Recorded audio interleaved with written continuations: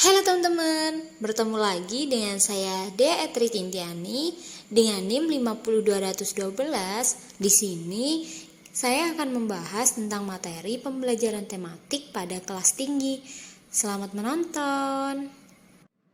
Sebelumnya saya akan membahas apa itu pembelajaran tematik. Pembelajaran tematik merupakan salah satu model pembelajaran yang terpadu yang menggunakan tema untuk mengaitkan beberapa mata pelajaran sehingga dapat memberikan pengalaman bermakna bagi peserta didik. Pembelajaran terpadu didefinisikan sebagai pembelajaran yang menghubungkan berbagai gagasan, konsep, keterampilan, sikap, dan nilai baik antar mata pelajaran maupun satu pelajaran. Pendekatan pembelajaran ini digunakan untuk seluruh kelas pada sekolah dasar. Pembelajaran dengan pendekatan tematik ini mencakup seluruh kompetensi mata pembelajaran yaitu PPKN, Bahasa Indonesia, IPA, IPS, Matematika, Pendidikan Penjas Olahraga dan Kesehatan, Seni Budaya, dan Prakarya kecuali mata pembelajaran Pendidikan Agama dan Budi Pekerti. Pembelajaran tematik integratif ini memiliki ciri-ciri. Yang pertama, pengalaman dan kegiatan belajar relevan dengan tingkat perkembangan dan kebutuhan anak usia sekolah dasar. Yang kedua, kegiatan-kegiatan yang dipilih dalam pelaksanaan pembelajaran tematik bertolak dari minat dan kebutuhan peserta didik.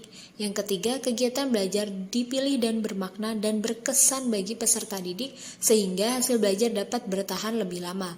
Yang keempat, memberi penekanan pada keterampilan berpikir peserta didik.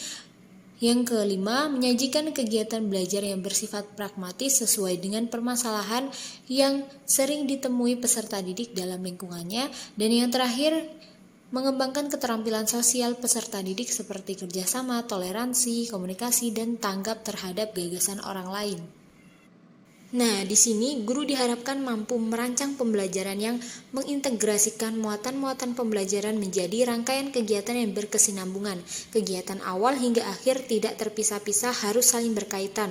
Sebisa mungkin pembelajaran dibuat secara kontekstual dan disesuaikan dengan potensi lingkungan setempat. Tujuan tematik integratif ini yang pertama, menghilangkan atau mengurangi terjadi tumpang tindih materi. Yang kedua, memudahkan peserta didik untuk melihat hubungan-hubungan yang bermakna. Dan yang ketiga, memudahkan peserta didik untuk memahami materi atau konsep secara utuh sehingga penguasaan konsep akan semakin baik dan meningkat.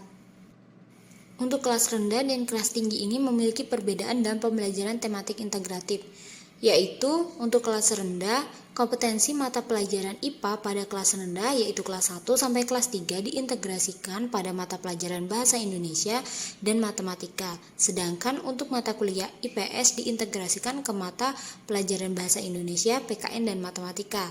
Nah, dari sudut pandang psikologis, peserta didik belum mampu berpikir abstrak untuk memahami konten mata pelajaran yang terpisah.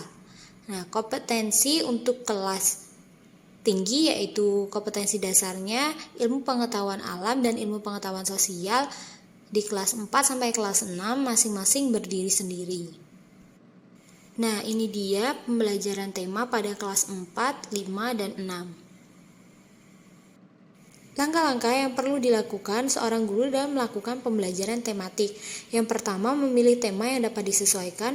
Yang kedua, melakukan analisis SKL, KI, KD, membuat indikator. Yang ketiga, melakukan pemetaan KD, indikator dengan tema. Yang keempat, membuat jaringan kompetensi dasar dan indikator. Yang kelima, menyusun silabus tematik terpadu. Dan yang keenam, menyusun rencana pelaksanaan pembelajaran atau RPP tematik integratif. Baiklah, itu tadi pembahasan kita pada hari ini.